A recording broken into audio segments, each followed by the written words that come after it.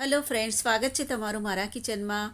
આજે હું તમારી સાથે નાસ્તાની એકદમ નવી રેસીપી શેર કરીશ, જે એકદમ ઓછા તેલમાં અને ઓછા સમયમાં બનીને રેડી થઈ જાય છે અને હેલ્ધી તો છે જ। અને તમે બાળકોના ટિફિનમાં બનાવીને આપી શકો છો કે સવારના કે સાંજના નાસ્તામાં સર્વ કરી શકો છો। તો ચાલો બનાવવાનું શરૂ કરીએ। એક નાની સાઇઝના બટાકાને છીણીને 2 વાર પાણીથી ધોઈ લીધો અને પાણીમાં ભીજાવીને રાખ્યો છે અને પાણીમાંથી કાઢીને બાઉલમાં લઈ લઈએ। એક નાની સાઇઝની ગાજરને છીણીને લીધી છે, એ અંદર નાખીશું। એક નાની ડુંગળી બારીક કાપીને લીધી છે। 3 થોડા ઓછા તીખા હોય એવા લીલા મરચાં બારીક કાપીને લીધા છે અને 1 ઇંચ આદુને છીણીને લીધું છે, એ અંદર નાખીશું। 1 કપ બારીક કાપેલી મેથીની ભાજી નાખીશું અને 5 કપ બારીક કાપેલા લીલા ધાણા નાખીશું। 5 કપ બેસન અને 1 કપ બારીક રવો નાખીશું। તમારી પાસે જાડો રવો હોય તો તમે એને મિક્સર જારમાં નાખીને થોડો ક્રશ કરીને નાખી શકો છો। 1/4 ટીસ્પૂન મીઠું નાખીશું અથવા મીઠું તમે તમારા ટેસ્ટ પ્રમાણે નાખી શકો છો।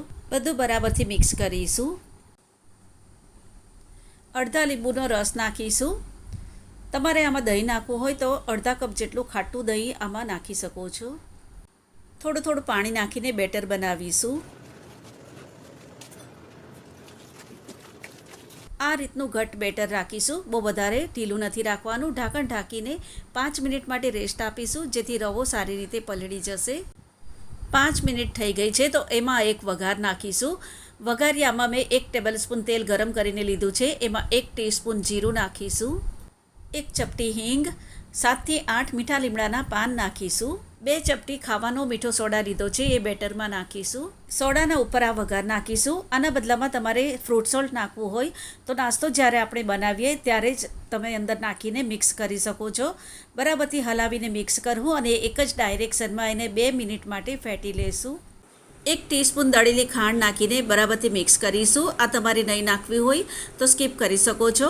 બધા જ વેજીટેબલનું મોઇસ્ચર છૂટ્યું છે એટલે બેટર થોડુંક ઢીલું થયું છે અને બેટર આટલું જ ઘટ્ટ રાખવાનું છે।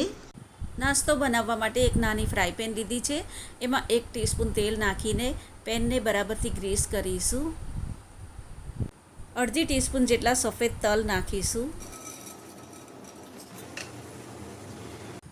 બેટર અંદર નાખીશું।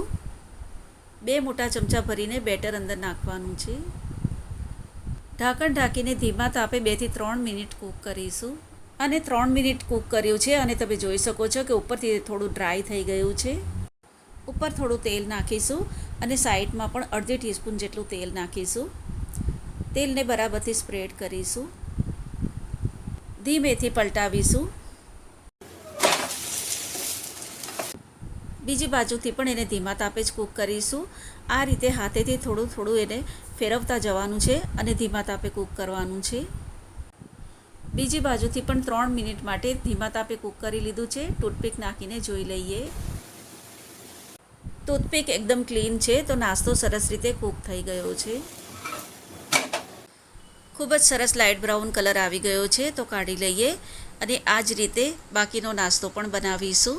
ફ્રાય પેનમાં 1 ચમચી તેલ નાખીશું, સફેદ તલ નાખીશું અને બેટર નાખીશું।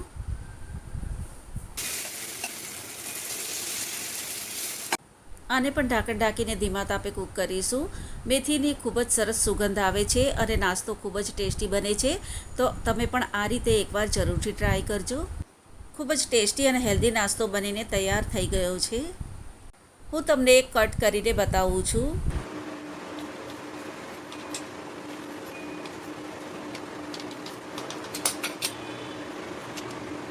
તમે જોઈ શકો છો કે અંદરથી પણ નાસ્તો ખૂબ જ સરસ દેખાઈ રહ્યો છે। મેથી અને રવાનો ખૂબ જ ટેસ્ટી અને હેલ્ધી નાસ્તો બનીને રેડી થઈ ગયો છે। મેં એને ટમેટો કેચઅપ સાથે સર્વ કર્યો છે, તમે ગ્રીન ચટણી સાથે પણ સર્વ કરી શકો છો। તમે આને એકવાર જરૂરથી ટ્રાય કરજો। રેસીપી તમને પસંદ આવે તો વિડીયોને લાઇક કરજો, તમારી ફેમિલી અને ફ્રેન્ડ સાથે શેર કરજો। ચેનલ પર નવા હોય તો સબસ્ક્રાઈબ કરવાનું ભૂલતા નહીં। તો ફરીથી પાછા મળીશું આવી જ એક નવી રેસીપીની સાથે। ત્યાં સુધી bye bye and take care.